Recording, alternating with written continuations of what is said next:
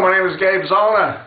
Today's the 17th of November. It's an exciting day, and the reason it's an exciting day is Allen West is fighting for his congressional seat in Florida.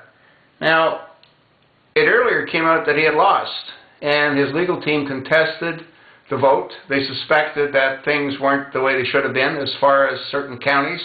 St. Lucia is one of them in particular. And what ended up happening is that the canvassing board had agreed to a partial recount. And what they did is they reviewed 16,725 votes. Now, out of those 16,725 votes, 535 went into Congressman Allen West's favor. That brings him very close to the 0.5% differential between himself and his contender, which is Mr. Murphy. Now, if Patrick Murphy gives up any additional votes, that could create a change of direction. And what ended up happening is the canvassing board had agreed to review an additional 20,000 votes. Now, out of those 20,000 votes, Congressman West only needs 249. If he gets 249 additional votes out of the 20,000 votes, then that'll bring them to the 0.5% differential, and they'll have to review all the votes. What's, I think, fascinating about that is that it's very likely that he won't be able to reach that number.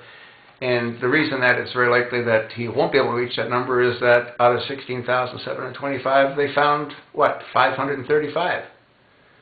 So, what's fascinating about this race is that if, in fact, after all the votes are counted, and if in fact Congressman Allen West retains his congressional seat, then that will show the American people that voter fraud was again running rampant in Florida, and it should trigger an automatic recount for all the votes in Florida, especially the race for the president, as well as for other people in that state, like Debbie Wasserman Schultz.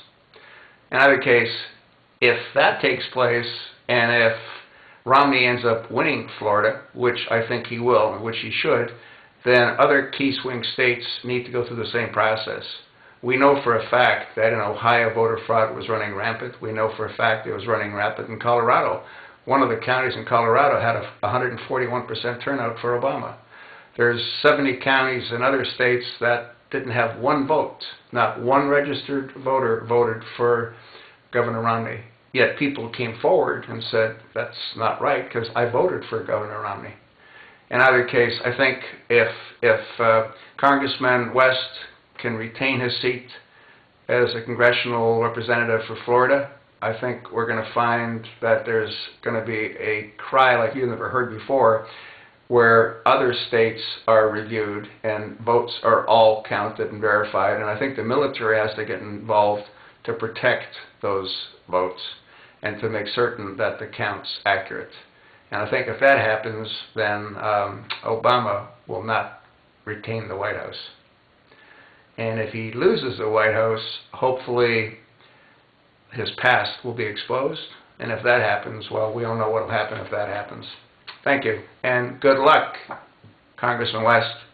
I look forward to seeing you retain your seat and opening the door for Governor Romney to become President Romney. Thanks.